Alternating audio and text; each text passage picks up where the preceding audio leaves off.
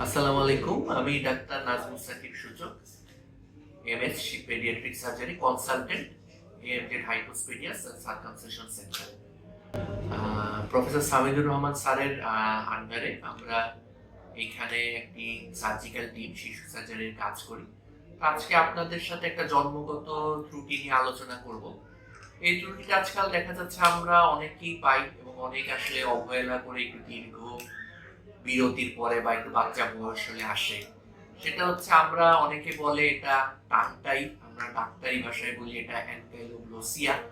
আমরা যদি বাংলায় বলি অনেক সময় জিহ্বাটা আমাদের পুরোপুরি, অনেক সময় দাঁতের মাড়ি বা নিচে যে আমাদের মাড়ির নিচে যে অংশ থাকে সেই জায়গায় অনেক সময় লাগানো থাকে।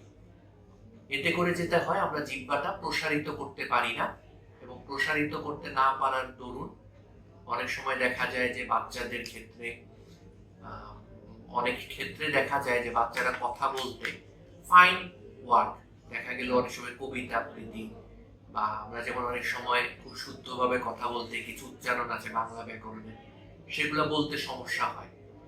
এবং এছাড়াও আমাদের কিন্তু জিহ্বার ফ্রি মুভমেন্টের কিছু কাজ আছে, যেমন ওরাল হাইজিন। যেমন আমরা জিহ্বা দিয়ে অনেক সময় আমাদের দাঁতের মাঝে অন্য কোথাও কিছু আটকে গেলে সেটা পরিষ্কার করতে পারি, কিন্তু যখন জিহ্বাটা আমরা ফ্রিলি মুভ করতে পারি না তখন এই পরিষ্কার পরিচ্ছন্নতা তৈরি হয় এবং এসব বাচ্চারা অনেক সময় ডেন্টাল ক্যারিজ বা দাঁতের ইনফেকশন নিয়ে আমাদের কাছে আসে। এটা নিয়ে খুব একটা ভয় নেই, এই অপারেশনটা আমাদের জন্য খুবই কম সময় লাগে। অ্যানকাইলোগ্লোসিয়া বা টাংটাই, এটা নিচে যে আমাদের ফ্রেনুলাম যে অংশটা থাকে যেটা দিয়ে জিহ্বাটা আসলে আটকানো থাকে, সেই জায়গাটা আমরা একটু অপারেশন বা ডায়াথেরাপি পুড়িয়ে দিই। পুড়িয়ে দিলে এটা রিলিজ হয়ে যায় এবং বাচ্চা সাথে সাথে ফ্রিলি আমাদের জিহ্বাটা বা টাংটা মুভ করতে পারে।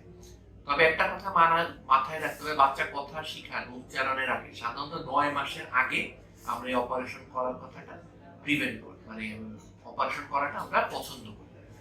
তাই আমরা যদি সহজে বলি, আমাদের কাছে যদি কোনো টাংটাইয়ের রোগী আসে বা আপনি যদি মনে করেন যে আপনার বাচ্চার টাংটাই বা জিহ্বা ঠিক মতো বাচ্চা নাড়াচাড়া করতে পারছে না বা কোনো জায়গায় জিহ্বাটা আটকে রয়েছে তার ফ্রেনুলাম দিয়ে, তাহলে অবশ্যই 9 মাসের পূর্বে অবশ্যই আমাদের সাথে বা ডাক্তারের সাথে যোগাযোগ করবেন, একজন শিশু সার্জনের সাথে, এবং অবশ্যই তার অপারেশনটি করে নেবেন যাতে পরবর্তী জটিলতা থেকে বাচ্চাকে আমরা দূরে রাখতে পারি। ধন্যবাদ সবাই।